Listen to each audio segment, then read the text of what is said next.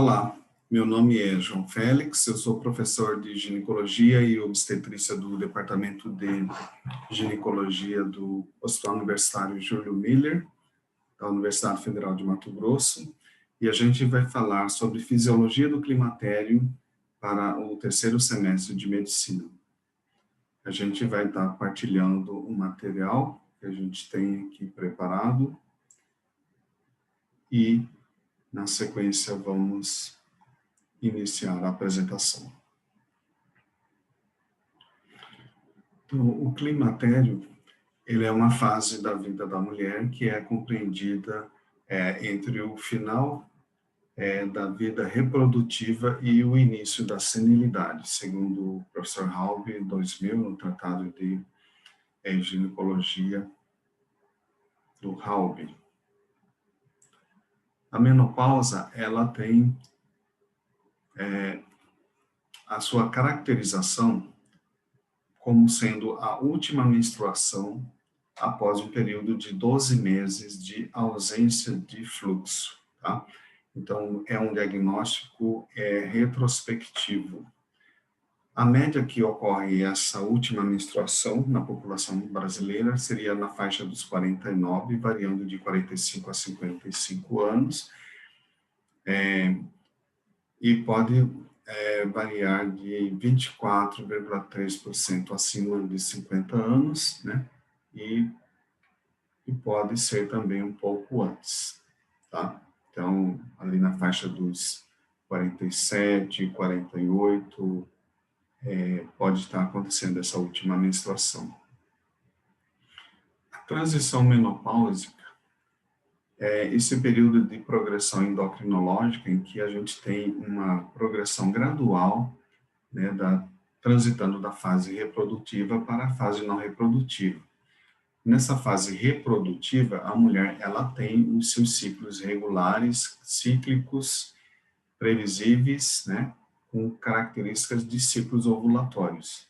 E nessa fase de transição, a gente vai ter o fim do período menstrual cíclico, o fim dos fenômenos da ovulação e, associado a isso, a senescência ovariana.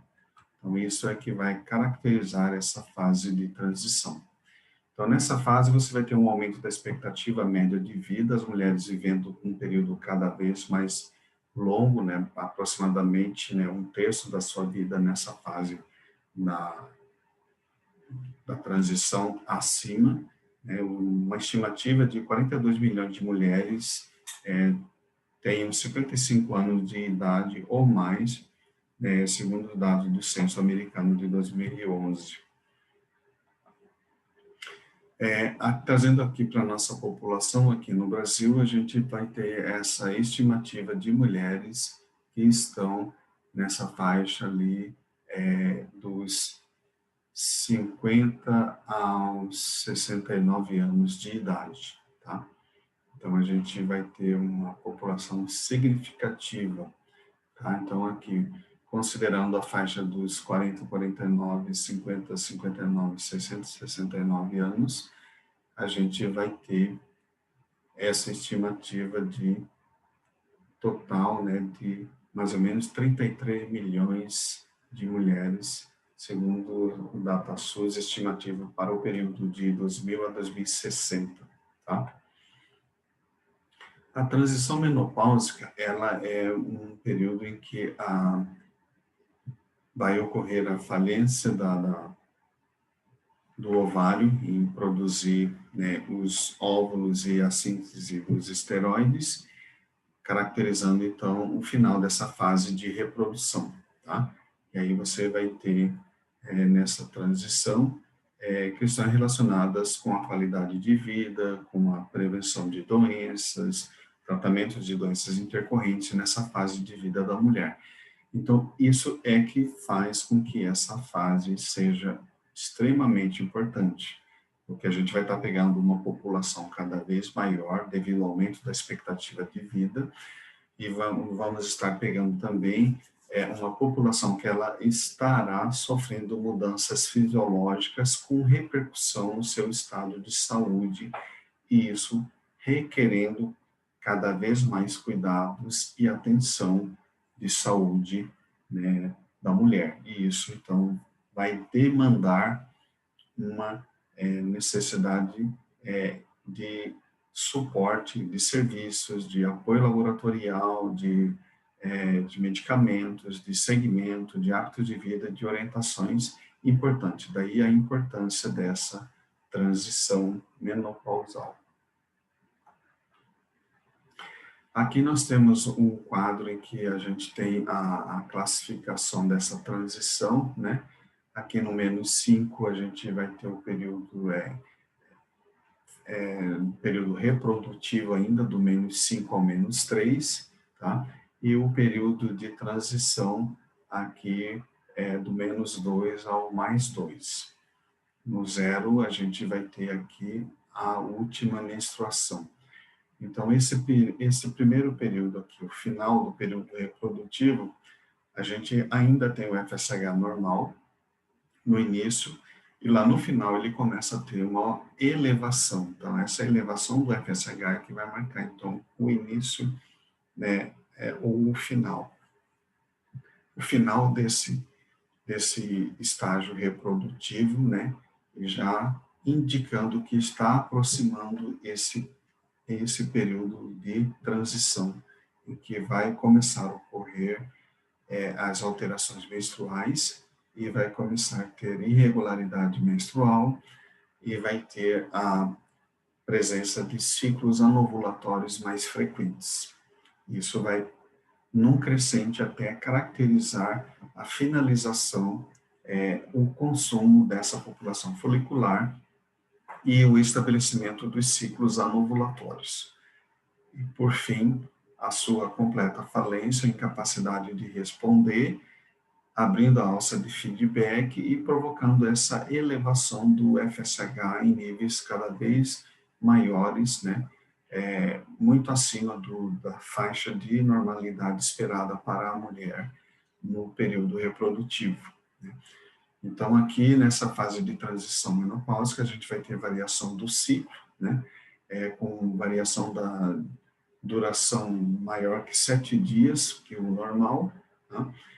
E presença de falhas, né, no intervalo, com intervalos ficando cada vez maiores, né, e intervalos maiores que 60 dias, até que, por fim, acontece a última menstruação, tá? E aí, nessa fase em que ocorre essa última menstruação, você vai estar observando se vai acontecer a repetição do período menstrual, e se ele não acontecer dentro de 12 meses de observação, você vai ter caracterizado, então, que foi a última menstruação, essa que aconteceu há 12 meses. E aí você vai ter, então, nessa sequência da transição, o período inicial da pós-menopausa, né?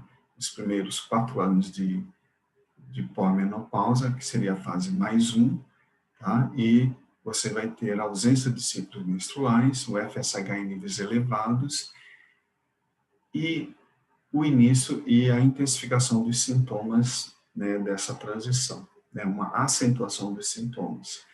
E na fase do estágio +2, que seria assim, a pós-menopausa tardia, né, acima dos 4 anos da última menstruação, você teria, então, essa extensão dessa estágio +2 para até a senilidade. Então, basicamente, seria esse o período de transição. Aqui, caracterizando para ficar mais visível o período final, né, da fase reprodutiva, tá? Aqui ainda seria a fase reprodutiva, né, no -5 ou -4, e o -3, você teria uma fase de transição já finalizando o período reprodutivo, né? Então, aqui anunciando que está chegando a transição menopausal, que vai culminar com a última menstruação, chamada de menopausa. Do ponto de vista hormonal, é caracterizado pela elevação do FSH, né? E os ciclos menstruais de irregular, eles vão transitar para uma irregularidade. A duração desses intervalos, -5, -4, -3, ela é variável, tá? Ela pode acontecer linear, mas não necessariamente. Não é obrigatório que seja fase após fase. Aqui já no período não reprodutivo, né, quando você vai ter, então, esse período em que o FSH está elevado, os ciclos estão ovulatórios, você tem inicialmente, né, o estágio -2, né, chamada de perimenopausa, né, e você vai ter, então, a variação do ciclo, né, perdendo aquela regularidade e aumentando a duração, o intervalo aumentando para mais de 60 dias, e vai culminar no estágio -1, né, no final desse estágio -1, com essa irregularidade e os intervalos cada vez mais longos, até que acontece a última menstruação. E essa última menstruação, ela vai ser um diagnóstico retrospectivo que você vai determinar após 12 meses de observação. E aí, na sequência, a fase pós-menopáusica, que você vai ter a fase inicial, os primeiros 4 anos, e a fase tardia, depois desses 4 anos, até a senilidade. Não tem ciclo menstrual e o FSH está em níveis elevados. Então, aqui você teria uma descrição de cada estágio desse, né? E no estágio -2, que seria, então, o início da transição, tá? E o estágio +2, o prolongamento até a senilidade.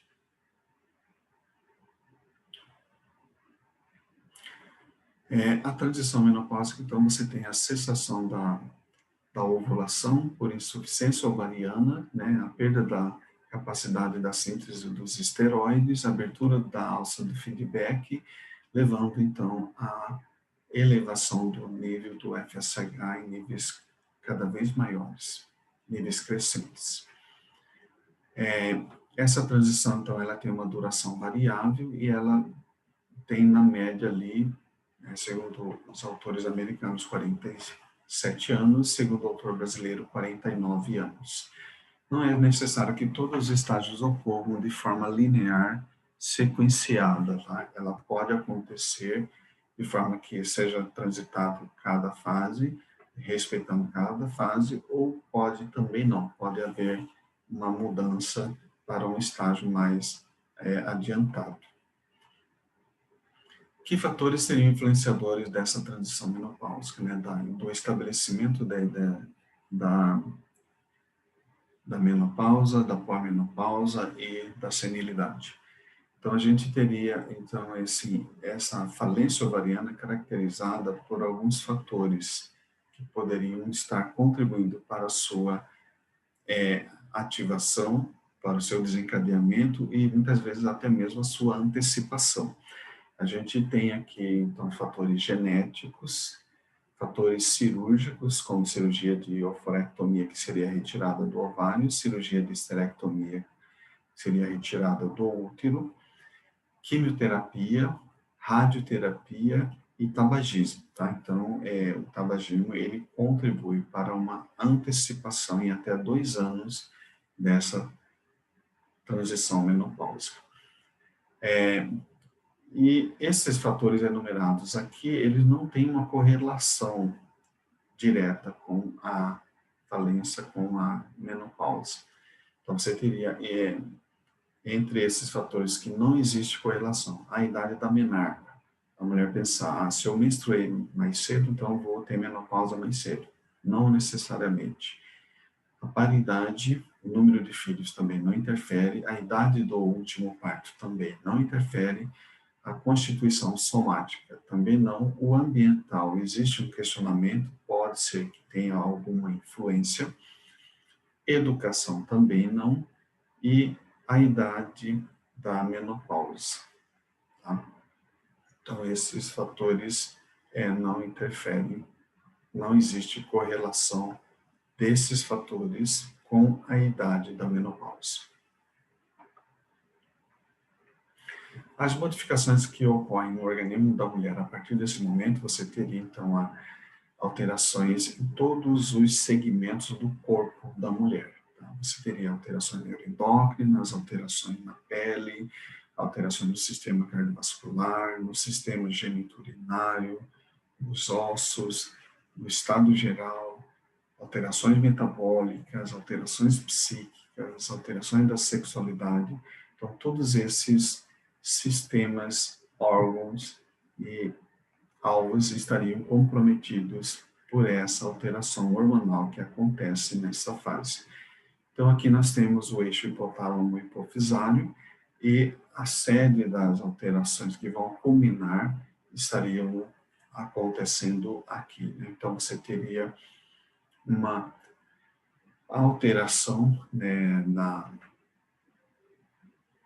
na capacidade de produção do folículo, da esteroidogênese e do estradiol e inibina, e isso levando a uma influência no feedback, na retroalimentação negativa aqui no eixo hipotálamo-hipofisário.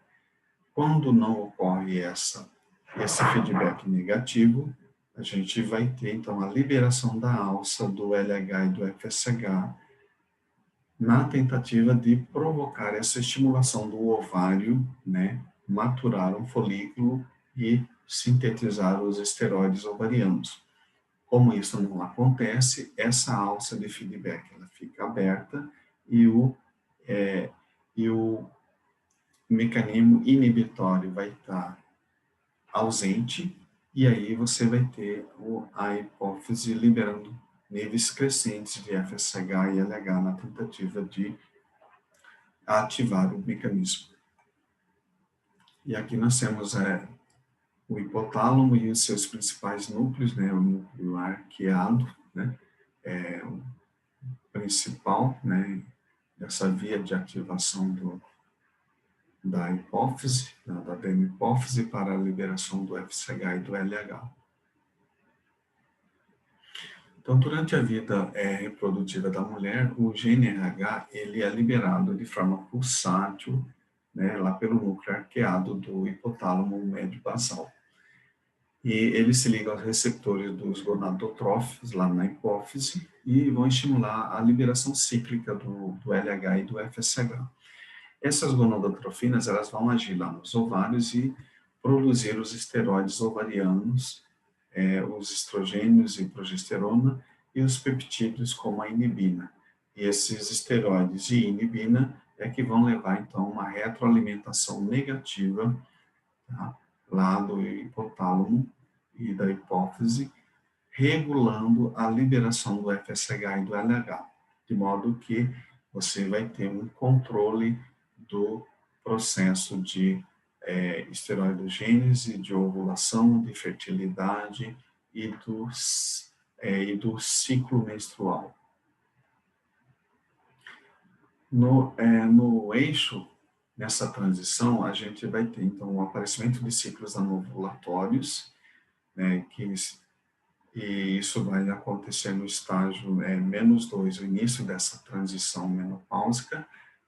Os níveis de FSH eles começam a se elevar devido a essa falha, a diminuição da produção de esteroides e de inibina, e o aumento da resposta folicular ovariana. Devido a esse aumento do FSH, aqueles folículos remanescentes vão ser estimulados e eles vão, então, iniciar o processo de desenvolvimento nessa fase. E aí você vai ter, então, como consequência global, uma elevação dos níveis de estrogênio nessa fase inicial, né, dessa transição. E o aumento do FSH, ele vai ser consequência da diminuição da capacidade de síntese da inibina. Então, aí, o feedback negativo que deveria existir, ele vai estar ausente, né, ou vai estar perdendo sua eficiência e vai estar liberando o mecanismo, levando a uma elevação do FSH que vai levar, então, a aumento do recrutamento e aumento dos estrogênios inicialmente. Nas fases perimenopáusicas, você vai ter, então, que seria essa fase transicional mais tardia, você vai ter flutuações do nível do FSH, você vai ter uma produção do estradiol oscilante, né? O estradiol ele vai atingir concentrações mais altas do que em mulheres com idades menores que 35 anos, e depois ele fica mantido até a fase tardia da transição menopáusica. Então, inicialmente, você tem essa elevação do estradiol. A progesterona tem seus níveis menores que nas mulheres em idade, em meia-idade, né? E ela vai ser consequência dessa diminuição da capacidade ovulatória em que você observa nessa fase. Então, a presença de ciclos anovulatórios, a deficiência de luteinização e deficiência de síntese de progesterona, fazendo com que seus níveis sejam menores. A testosterona, ela vai ficar mantida nessa fase porque esses folículos recrutados, eles estarão inicialmente sintetizando a testosterona.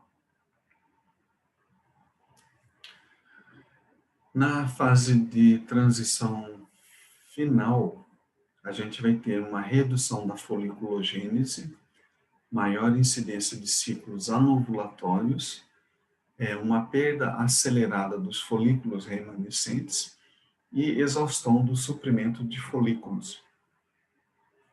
Então, nós temos um consumo dos folículos ainda existentes.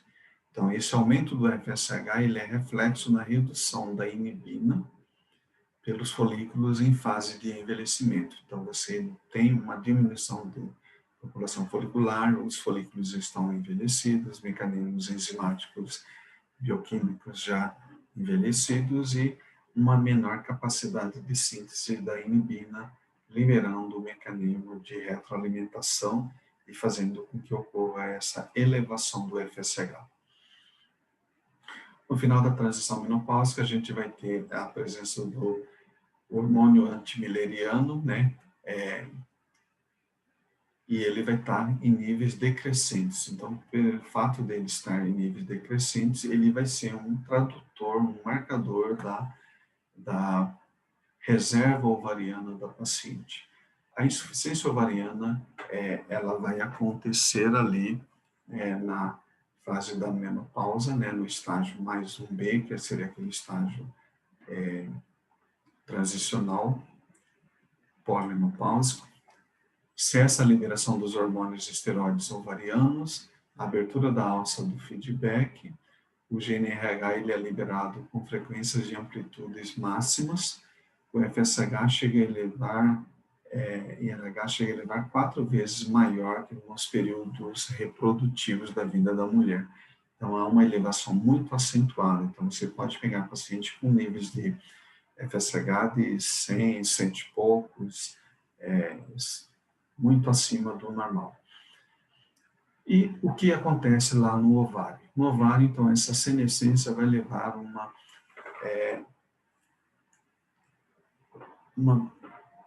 queda, um consumo, uma diminuição da população de folículos, né? Então, esses folículos que foram formados lá na vida embrionária, eles vão sofrendo atresia progressiva, né? E até o nascimento, esses números de 6 a 8 milhões formados lá até por volta de 20 semanas já terão sido consumidos e baixados para os níveis de mais ou menos 2 milhões no nascimento. E esse processo de consumo continua até o início da puberdade, quando a mulher deve chegar ali na puberdade na faixa dos 400 a 600 mil ócitos em cada ovário, né? Então, isso vai ser a população final de ócitos que ela vai ter para ser gasto durante a menarquia, a fase reprodutiva. De modo que quando chega lá no final dessa fase reprodutiva, você vai ter essa população de folículo já muito reduzido, irresponsivo ao FSH e, em consequência disso, a falência da capacidade de esteroidogênese e ovulogênese. Então, você vai ter ativação desses folículos constante, independente da estimulação hipofisária, né? A ativação desses folículos é acelerada durante a fase tardia da vida reprodutiva, né? E a depressão mais rápida dos folículos, ela se inicia no final dos 40, início dos 50, e ela é mantida até o esgotamento folicular ovariano. Tá? Então, essa reserva ovariana, ela vai sendo constantemente consumida, né? Então, de 6 a 7 milhões na 20ª semana, 400, mais ou menos 2 milhões, 1 milhão no nascimento e 400 a 600 no início da puberdade e um consumo de mais ou menos 1.000 folículos a cada ciclo, né? Então, isso vai levar a uma estimativa de aproximadamente 40 ovulações ao longo da vida reprodutiva. Então, esse processo de atresia da corte folicular não dominante, em grande parte, independe do ciclo menstrual. Ela é um evento que ela leva finalmente ao consumo e à perda da atividade ovariana e à instalação da menopausa. Então, essa atresia, ela tem uma fase que ela independe da ação hormonal, e é um processo, como a gente comentou antes, né, na fase fetal, na fase da primeira infância, até chegar à puberdade, né, essa população de ócitos está sendo constantemente consumida, sendo sofrido o processo de atresia constante. E aqui nós temos, para ilustrar, um corte histológico de folículo primordial, né, e o ovário na idade reprodutiva, tá? Então, você tem um ovário mais desenvolvido. E aqui, um corte histológico de alterações ovarianas observadas já numa mulher com falência ovariana, com falência dos ovários, diminuição da população de folículos para níveis críticos, atrofia ovariana. Então, enquanto aqui na fase reprodutiva você tem um ovário ali de até 9 centímetros cúbicos, na fase, né, da menopausa, pós-menopausa, né, você vai ter um ovário bem atrófico, bem atrésico. Então, você vai ter aqui um ovário que ele vai estar na faixa de abaixo de 3 centímetros cúbicos, né, ele vai reduzindo progressivamente, podendo, né, chegar a 1,5 a 1 centímetros cúbicos até o seu completo desaparecimento e não visualização mais pelos métodos de imagem. E aqui ilustrando esse consumo da população folicular que vai acontecendo, né, progressivamente, e a maturação dos folículos que acontece a cada ciclo até a instalação da menopausa. Aqui no hipotálamo hipófise ovário, nós temos alterações dos esteroides, né, alterações hormonais que vão acontecer na mulher. Então, a capacidade de síntese do sulfato da dehidroepiandrosterona ela vai acontecer também. Então, ela é produzida exclusivamente pela suprarrenal, né? Com a idade, há um declínio na produção dessa substância lá pela suprarrenal. Então, né, na fase dos 20 ou 30 anos, ele tem um pico de 6,2 micromoles e ele depois sofre uma queda constante, né, do sulfato da dehidroepiandrosterona. A androstenediona tem um pico dos 20 a 30 anos e queda para 62%, né, desse valor na idade dos 50 aos 60 anos. E a pregnenolona, ela vai sofrer queda de 45% entre a vida reprodutiva e a menopausa. Então, também vai estar diminuindo. Quais alterações são observadas no endométrio? Tá? A gente vai ter no início da transição menopausal o endométrio refletindo esses ciclos ovulatórios, fazendo, né, a fase folicular, né, fase proliferativa lá no endométrio, aí a fase lútea, né, ou fase secretória, isso seriam as fases do endométrio na fase reprodutiva. No final da transição menopausal, a anovulação é muito comum, né? Então, isso, o endométrio refletirá esse estímulo estrogênico sem a oposição da progesterona. Então, com a fase de transição menopáusica, o aumento da população de folículos nas fases iniciais do desenvolvimento pelo estímulo do FSH e aumento da síntese do estradiol, você vai ter, então, um estímulo estrogênico nesse endométrio, fazendo com que ele fique mais proliferado. E aí as alterações proliferativas, né, vão ser desordenadas e vai levar, então, ao histórico de sangramentos irregulares, e você vai ter, então, aquela fase em que a mulher apresenta ciclos irregulares, sangramentos mais hemorrágicos, tá? Como consequência dessa alteração lá do estímulo estrogênico lá no endométrio, sem a ação da progesterona. E com a menopausa estabelecida, né, cessado, né, a última menstruação, cessado o estímulo, né, hormonal cíclico, esse endométrio ele vai entrar em atrofia e ele vai progressivamente atrofiando. Enquanto a mulher na fase reprodutiva, ela tem durante o ciclo, ali no período perimenstrual, um endométrio na faixa de 1,7, 1,6 centímetros, aqui na fase de pós-menopausa, você vai ter um endométrio de 0,4, 0,5 milímetros, né? Para você ver a diferença que existe entre essas duas fases, a ação estrogênica no endométrio.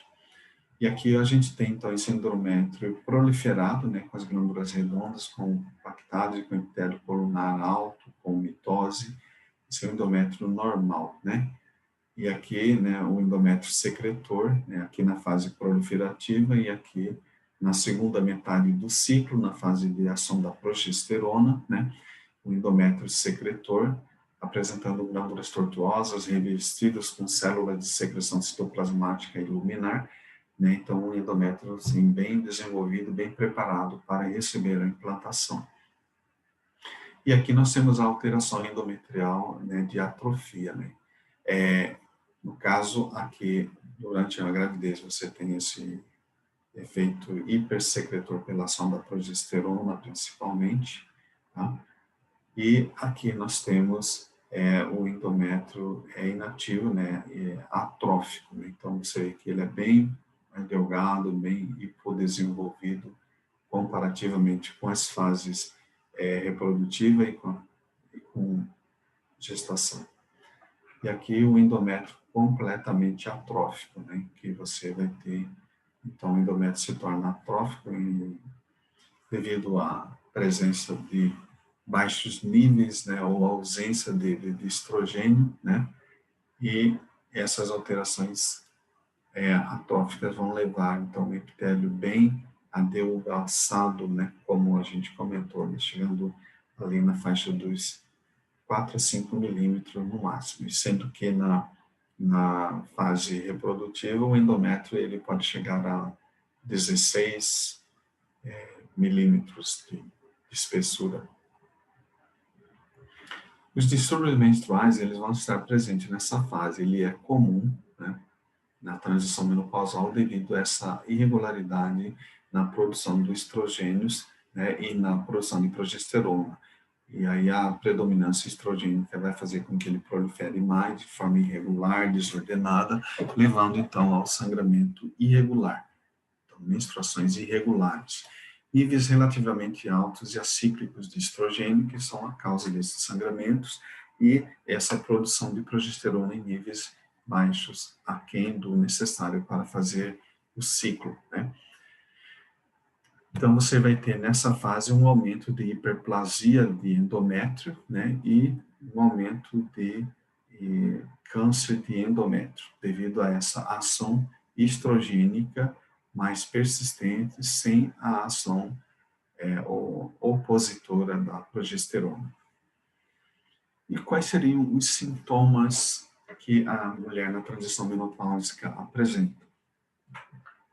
Ela vai ter, durante essa fase de transição, vários sintomas relacionados com essa queda dos níveis do estrogênio, tá? Então, isso vai afetar o corpo dela como um todo. E aí você vai ter a ação desse hipoestrogenismo nas mamas, nos ossos, na pele, no genital, no sistema cardiovascular, na psique, na parte neuroendócrina, no psicológico. Então, você vai ter uma alteração de uma forma sistêmica em todo o organismo da mulher. E os sintomas eles estariam relacionados, então, com esses sistemas todos afetados. Então, você teria alterações menstruais, né, com ciclos, né, mais curtos, durações mais longas, e podendo variar de 2 a 7 dias. Ciclos mais longos são possíveis, sangramentos irregulares, mais intenso, né, escape mais frequente. Sintomas vasomotores, os fogachos e a sudorese noturna são bem frequentes, são um dos mais característicos dessa fase. Distúrbio do sono, com presença de insônia, distúrbios psicológicos e mentais, com agravamento da síndrome pré-menstrual, depressão, irritabilidade, mudança do estado de humor, perda da concentração, memória enfraquecida, e aparecimento também de disfunção sexual relacionado com ressecamento do epitélio vaginal, né, diminuição da libido e relação sexual desconfortável. Sintomas somáticos como cefaleia, tontura, palpitação, dor e aumento do volume das mamas, dor nas articulações e nas costas, e outros sintomas como incontinência urinária, pele seca, prurido, ganho de peso e etc. Então, são os sintomas mais frequentes. Na avaliação desses sintomas, pode ser utilizado esse índice de Kupperman, que a gente avalia, né, esses sinais e sintomas: ondas de calor, parestesia, insônia, nervosismo, depressão, vertigem, fadiga, artralgia, mialgia, cefaleia, palpitação, zumbido. E para cada um desses sintomas é atribuído um peso e é feito a somatória, né? E quando você tem uma somatória mais significativa, né, você vai ter a classificação desses sintomas em leve, moderados e graves, e severos, né? Então, leves de somatória de 5 a 8, moderados de 9 a 15 e severos acima de 16, tá? Considerada assintomática ou escasso é quando você tem a somatória dos índices menor que 4. Os fogachos, eles são a manifestação lá do sistema nervoso central, do centro termorregulador, né, uma dificuldade de ajuste desse centro termorregulador pela alteração do neurotransmissor da norepinefrina, né? Então, essa perda do calor é que vai estar associado aos fogachos, tá?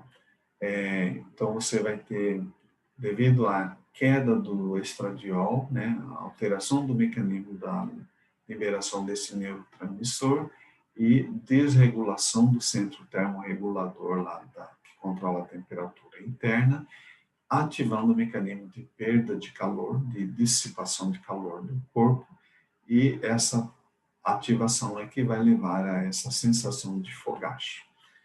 As injeções de norepinefrina, elas aumentam a temperatura interna do corpo e induzem reação de perda de calor. E medicamentos que reduzem o nível de norepinefrina também podem amenizar os sintomas vasomotores.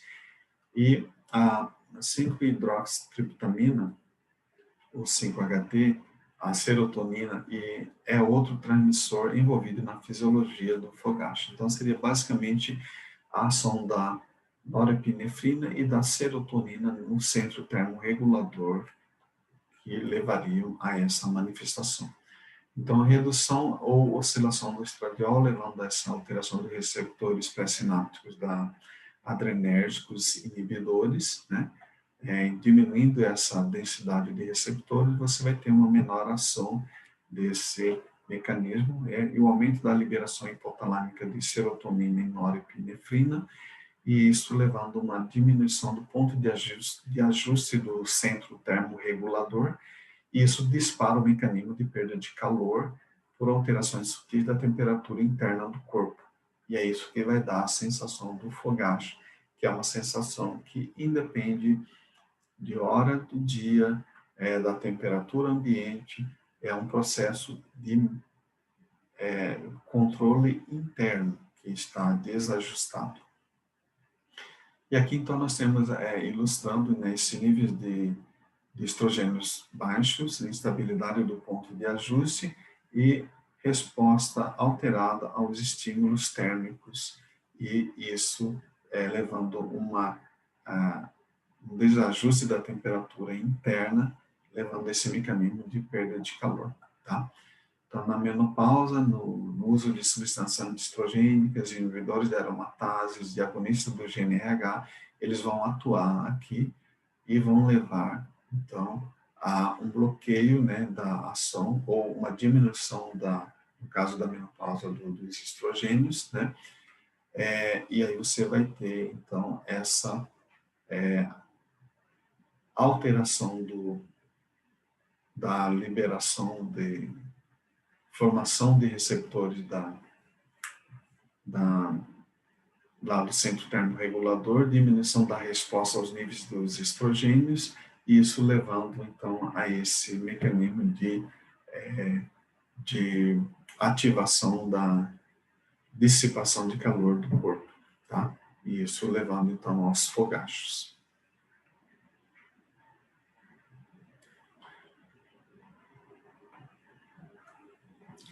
Então, aqui, quando a gente tem, ao longo do tempo, o ponto de ajuste volta a se estabilizar. Então, quanto mais tempo passar da pós-menopausa, a tendência é esses fogachos diminuírem, né? E ele pode ser atenuado com o uso de estrogênio exógeno, né? Uma reposição de estrogênio. Pode ser melhorado também com inibidores seletivos da recaptação da serotonina e da norepinefrina, tá? E aí você volta a recobrar o mecanismo de controle do centro termorregulador, estabilizando e, dessa forma, melhorando os fogachos nessa fase. Distúrbios de sono e fadiga, eles vão acontecer principalmente associados aos fogachos, né? Os distúrbios de sono podem resultar em cansaço, irritabilidade, sintomas depressivos, disfunções cognitivas e alteração de funcionamento diário, tá? Então, para que ocorra isso, né, vai estar muito frequentemente associado a esses fogachos, né, que vão levar, então, a essas ondas de calor, despertando a paciente no meio da noite, e induzindo a insônia e a dificuldade para dormir, e isso levando, então, a essa alteração, consequência dessa falta do sono, né, irritabilidade, sintoma depressivo, alterações cognitivas, e aí algumas recomendações para que a mulher consiga, né, prevenir essa fadiga. Então, dormir adequadamente todas as noites, fazer exercício regular, evitar longas horas de trabalho, evitar o estresse, né, ou atenuar o estresse, né, ambiental, limitar a ingestão de bebidas estimulantes, né, dieta saudável e uma ingesta adequada de água e de hidratação do corpo. Na pele, a gente vai ter, então, as alterações relacionadas com esse hipoestrogenismo. Então, você vai ter na pele uma vulnerabilidade individual geneticamente determinada, mas a diminuição do estrogênio vai levar a uma alteração local, né? Então, você vai ter uma diminuição das secreções endócrinas, o estreitamento arteriolar cutâneo, né? A epiderme ficando mais adelgaçada, o achatamento das cristas epidérmicas, né? E diminuição do colágeno da pele, diminuição dos pelos em número e volume, e diminuição dos melanócitos e e da melanogênese. Então, isso tudo vai levar às alterações dermatológicas características, né?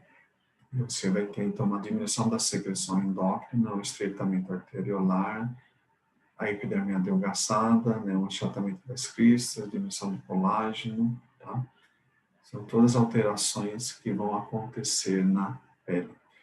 No aparelho cardiovascular, a gente vai ter o aumento do VLDL e do LDL colesterol, aumento do risco para doenças cardiovasculares isquêmicas, o risco de aterosclerose, o HDL ele tem um efeito oposto e o estrogênio ele tende a diminuir o LDL e aumentar o HDL. Então, o risco de doenças cardiovasculares, eles aumentam exponencialmente na mulher à medida que ela entra na pós-menopausa e os níveis de estrogênios declinam. Em decorrência disso, né, a gente vai ter na pós-menopausada uma proporção de 1 em cada 3 mulheres com mais de 65 anos apresentando alguma evidência de doença cardiovascular.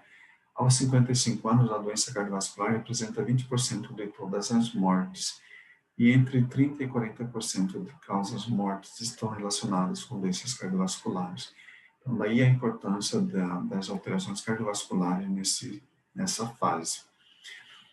No genital, a gente vai ter, então, na vulva, um menor conteúdo elástico e de gordura subcutânea, e o aumento da pele, os pequenos lábios eles se tornam mais proeminentes pela diminuição desse coxim gorduroso dos grandes lábios, a atrofia da glândula de Bartholin e clitóris pouco proeminente, também consequência dessa baixa estimulação estrogênica. Na vagina, a gente vai ter queda hormonal, consequência dessa queda hormonal, atrofia vaginal, perda da rugosidade e maior ressecamento da mucosa vaginal. A flora de Dodderlein, que era predominante na fase fase reprodutiva, agora nessa fase não reprodutiva, ela vai ser substituída pela flora inespecífica. E o pH, que era ácido, ele vai tender para um pH mais alcalino. E, em consequência desse ressecamento, atrofia da mucosa, perda da lubrificação, você vai ter, então, o aparecimento de disfunção sexual mais frequentemente. Então, aqui nós temos o epitélio que está estimulado com estrogênio, o epitélio em idade reprodutiva, em que você tem as células, né, mais estimuladas, mais desenvolvidas, né, e um esfregaço com células estimuladas pela progesterona. Você vê que é bem desenvolvido, bem citoplasma bem espécie bem desenvolvido, núcleo bem hipercromático, e aqui nessa fase de atrofia, fases, né, pós-menopáusica, você vai ter as células hipotróficas, hipodesenvolvidas, hipoestimuladas, em menor tamanho, em menor número, e isso levando, então, àquela atrofia característica. No útero, a gente vai ter hiperplasia endometrial, né, pela estimulação estrogênica sem progesterona, atrofia do endométrio na sequência devido a essa baixa desses estrogênios, diminuição maior do corpo uterino, né, a atrofia induzida pela falta da estimulação hormonal, alterações atróficas do colo uterino, ele tende também a sofrer atrofia, diminuição da espessura do epitélio escamoso, que é o epitélio que reveste externamente o colo, tornando-o mais frágil, né, e os vasos mais visíveis. E o teste de Schiller, que ele normalmente fica bem escuro, né, ele fica agora um amarelo pálido porque o epitélio está mais atrófico e tem menos teor de glicogênio nessas células de revestimento. As tubas você vai ter redução do lume, ausência de secreção, ausência de motilidade. No assoalho pélvico, a atrofia da musculatura e tecido conjuntivo, né? A maior frequência de prolapsos, né? Prolapso de paredes vaginais, de bexiga, de reto, e até mesmo uterino, devido ao relaxamento e atrofia dos tecidos de sustentação. E maior incidência de incontinência urinária de esforço. No ovário, você vai ter, então, uma redução do volume, ele vai tender a ficar atrófico, né? O volume cai de 9 para 3, para 1,3, para 1, e ele fica mais duro, enrugado, sem folículos, corpo fibroso, estruturas atrésicas e redução da capacidade ovulatória.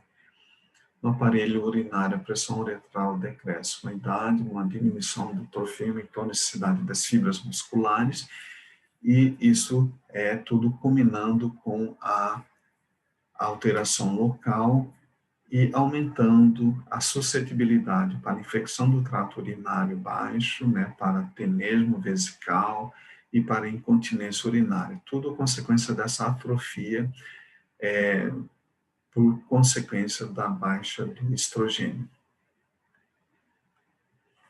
Nos ossos, a gente vai ter na pós-menopausa aumento da reabsorção óssea, queda do conteúdo mineral ósseo e ocorrência de osteoporose. E esse osso trabecular, ele é comprometido mais precocemente. Então, o osso cortical, ele é mais denso e mais compacto, né? Ele comporta 80% do peso do esqueleto e o trabecular 20% do peso do esqueleto. Então, há uma tendência com a baixa do estrogênio devido a esse aumento da reabsorção, a uma tendência à perda mineral óssea e perda da estrutura óssea, levando a uma rarefação, fazendo com que o osso fique osteoporótico e mais suscetível a fraturas, tá? Então, aqui para ilustrar, né, o osso trabecular, né, e o osso cortical, a diferença de consistência.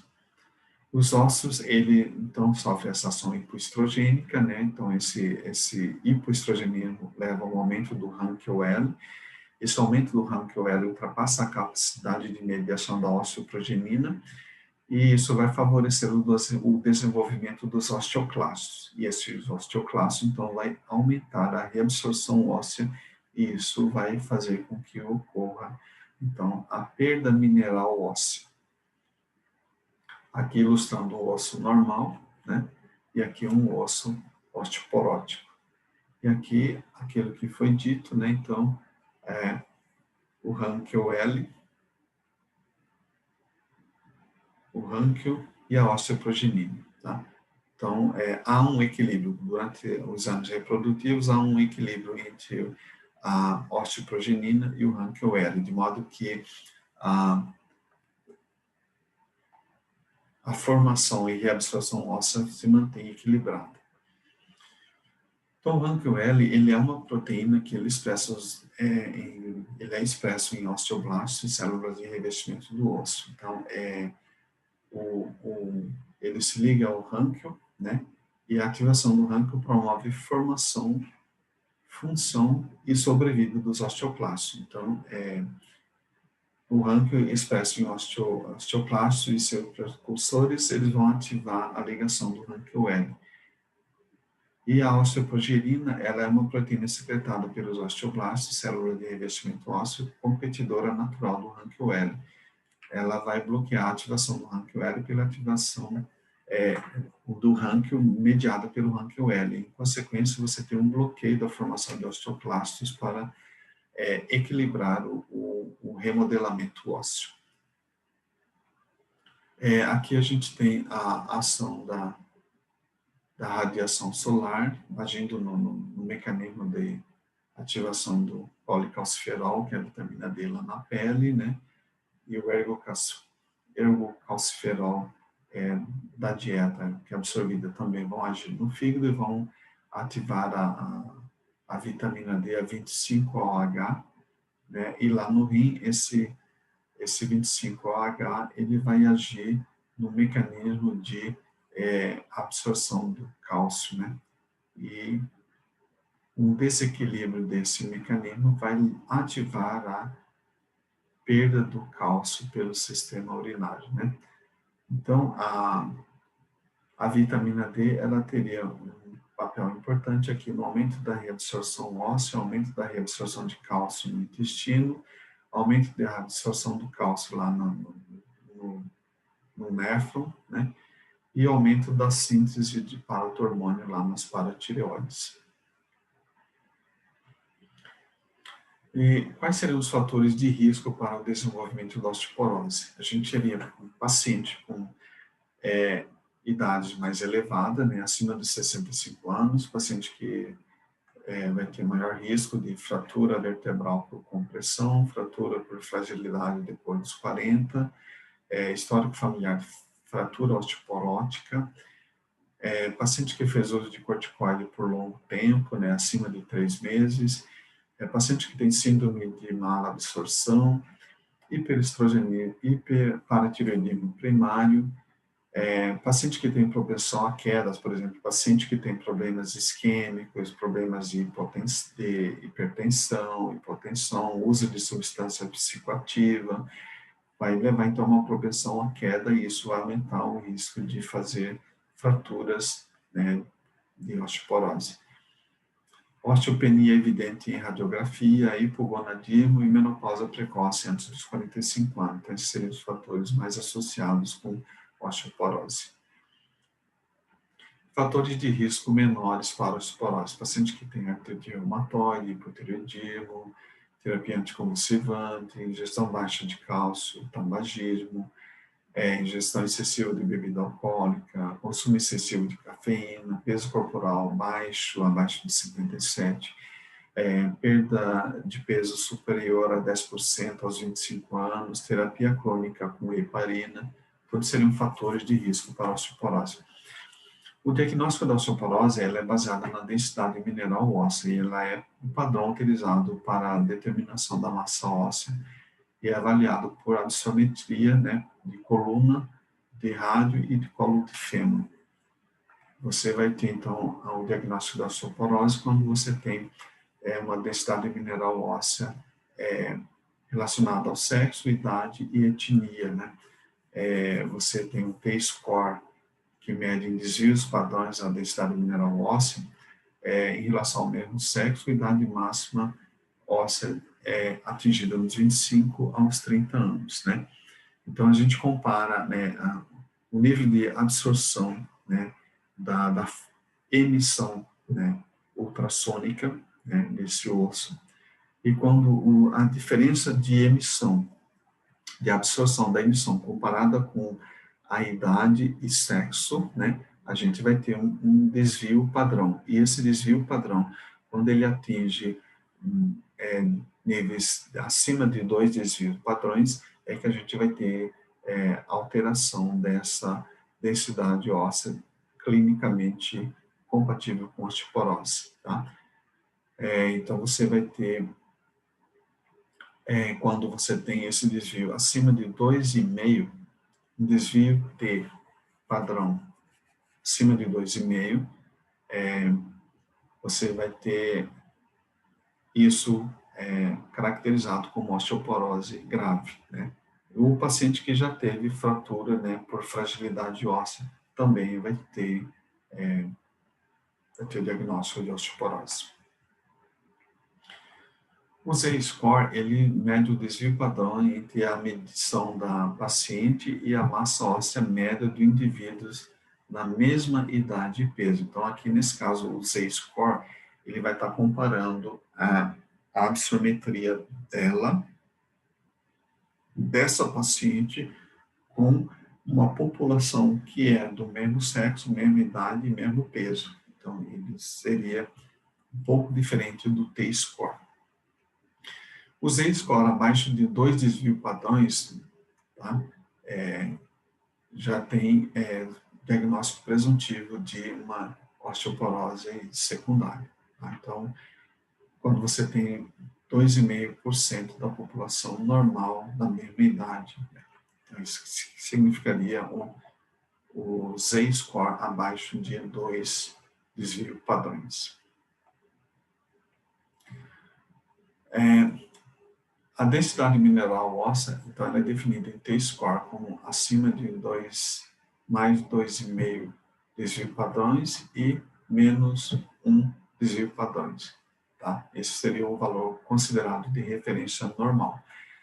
Quando a paciente está nessa faixa, ela é considerada normal, tá? E ela vai estar sendo comparada com adulto jovem, né? E um desvio padrão abaixo da média para a idade de adultos jovens.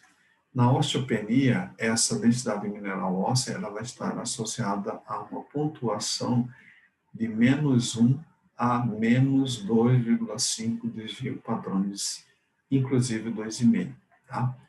Então, aí seria uma diminuição apenas da classificação. E quando você tem essa pontuação do desvio padrão do T-score maior do que 2,5, aí você tem, então, o diagnóstico estabelecido de osteoporose, ok? Então, essa seria a definição diagnóstica. Possíveis causas secundárias, né, da osteoporose, a gente teria hipotireoidismo, hiperparatireoidismo, hipertireoidismo, excreção aumentada de cálcio, hipercortisolismo, osteomalase, outras patologias sistêmicas que poderiam levar à osteoporose. E quais seriam os fatores de risco para a queda? Assim, a queda é um fator importante relacionado às fraturas ósseas, no caso da paciente senil, né, com osteoporose. O osso enfraquecido, o paciente sofre queda, aí ela tem um risco de fazer fratura. Então, esse risco para queda, a gente deve estar orientando as pacientes que ela tem, sofre quedas frequentes, né, tem quedas anteriores, redução do equilíbrio, né, que tem perda de massa muscular, que usa substâncias psicotrópicas, anticonvulsivantes, antiarrítmicas, medicamentos antihipertensivos, né, paciente que ela tem comorbidade como artrite, arritmia, alcoolismo, distúrbio da marcha, distúrbio do equilíbrio, perda da acuidade visual, capacidade cognitiva comprometida, hipotensão ortostática, e fatores ambientais, como o ambiente com iluminação insuficiente,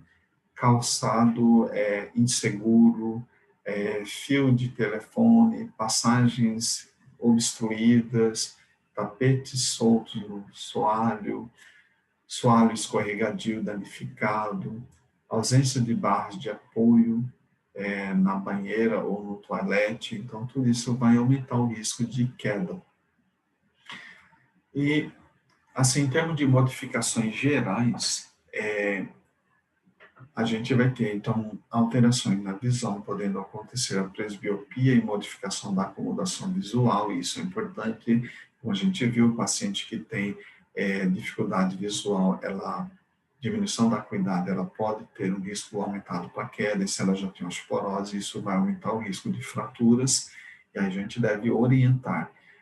Nos dentes, a gente vai ter retração e descolamento da gengiva, né, pela descalcificação óssea, né, pela atrofia induzida pela baixa estrogênica.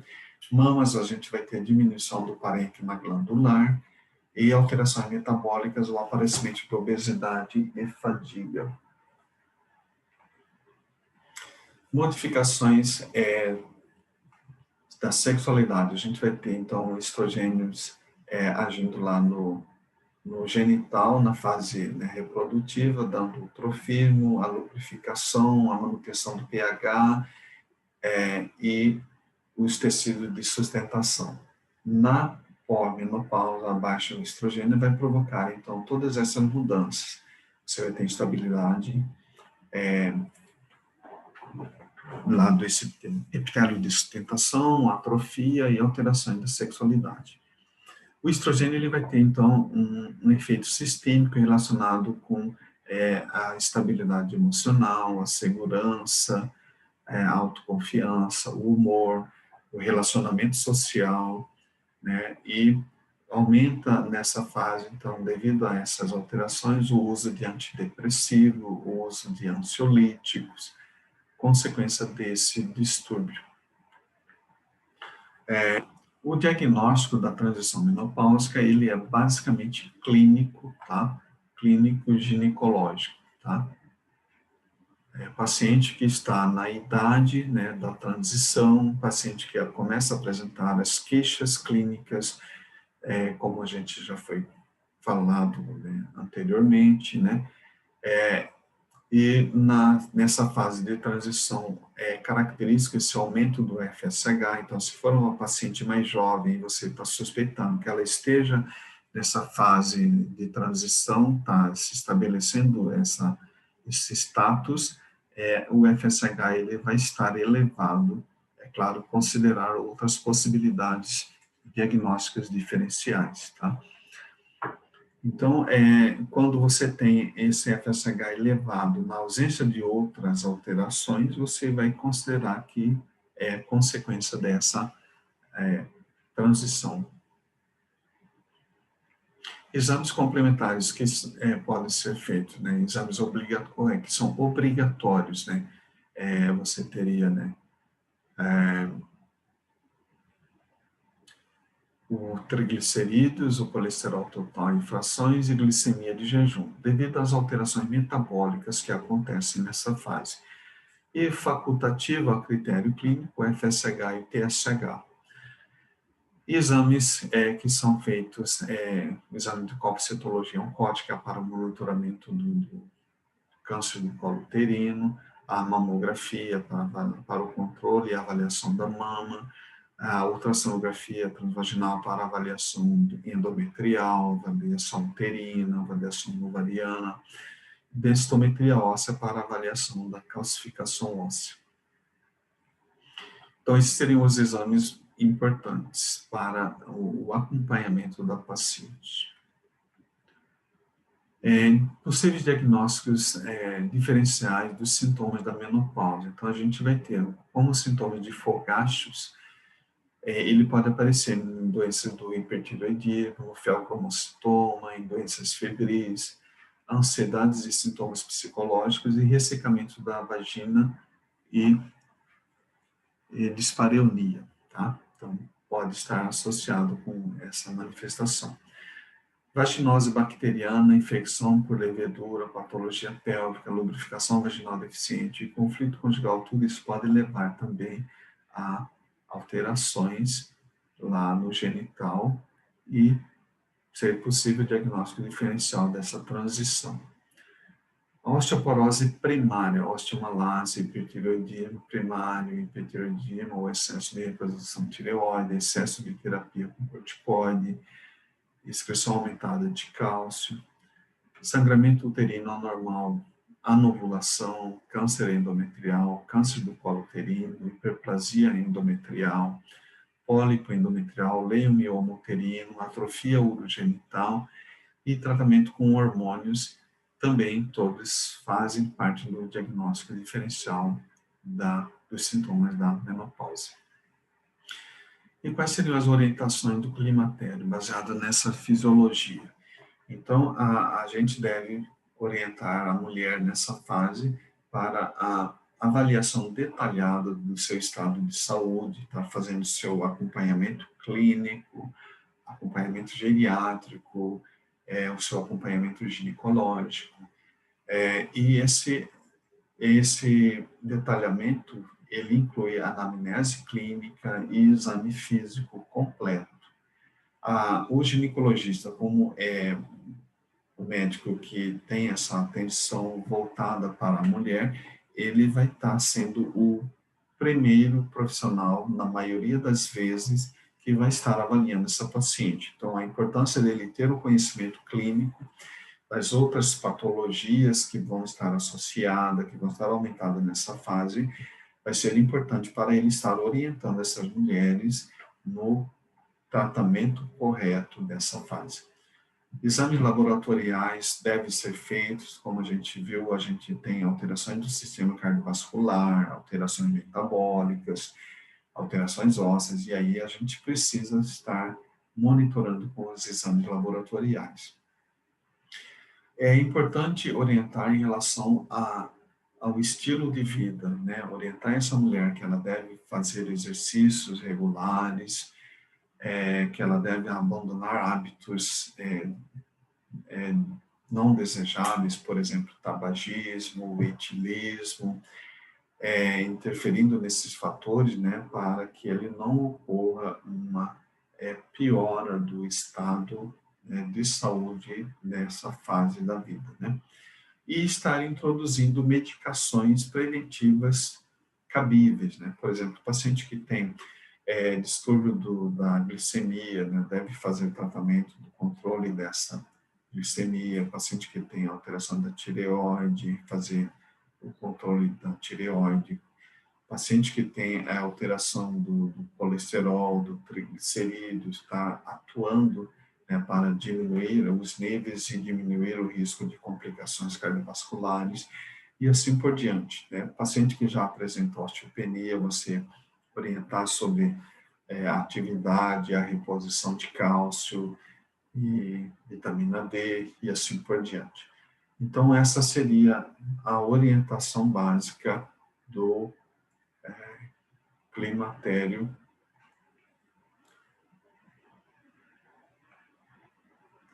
E aí, a importância, então, como a gente viu, é uma fase da vida importante da vida da mulher, em que elas estarão vivendo mais de um terço da vida delas nessa fase, e vocês viram que tem alterações fisiológicas que vão comprometer os vários sistemas orgânicos e cabendo nesse período o acompanhamento, o monitoramento, as orientações, o uso de medicações preventivas e tudo mais. Então, daí a importância da saúde da mulher, do conhecimento dessa fisiologia e do acompanhamento dessa fase. Então, é isso a nossa aula de fisiologia do climatério. Espero que tenha contribuído e que faça um bom proveito desse material.